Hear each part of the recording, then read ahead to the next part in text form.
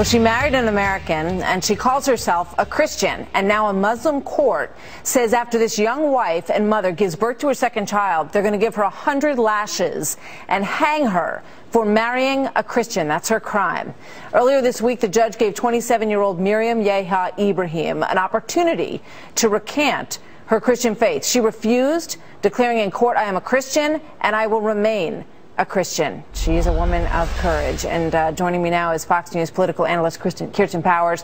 She's a columnist for the USA Today and has served in the Clinton administration. Kirsten, thank you for being here tonight. Good to be here. You know, this is an extraordinary story that is playing out in Sudan, which is one of the most impossible places to practice religion freedom in the world, and religious freedom in the world, and she is definitely a victim of that. Right. I mean, what incredible bravery, too. You know, when you think about this, that she has basically been told, if you'll just renounce your faith, we won't kill you. And she won't do that. And I think it's just a testament to how deeply she holds this belief. And it's a belief that really needs to be protected. And it's not just that she is going to be possibly executed, that she is going to be, you know, punished allegedly for adultery because she married a non-Muslim. She has her 20-month-old with her in jail. Yes. I mean, this is incredibly inhumane. Yeah, I mean, the logic is so difficult for us to understand in this country, but they're basically saying that her son can't be with his father, who's Christian. He's wheelchair bound as well, right? Because he is not Muslim, so he doesn't count as a parent, and she's the only parent in their mind. And so this toddler, and she says he's suffering with her in prison.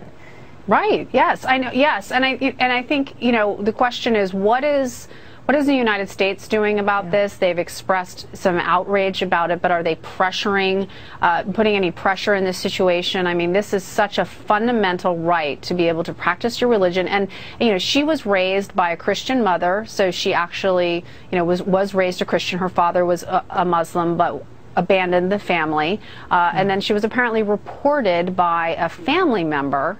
I mean, can you imagine? It's just, a family member saying that she's an apostate because she's married a Christian. And an adulteress. Let's take a look at the statement from the administration on this. And you know, it's not just this, which I know you've pointed out many times. It says, this is the statement from the government. "We call on the government of Sudan to respect her and to her right to freedom of religion, a universal human right enshrined in Sudan's own 2005 constitution, as well as the Universal Declaration of Human Rights and International Covenant on Civil and Political Rights." So that's well and good. I don't know. Should we be criticizing our government for not doing enough or not? Yeah.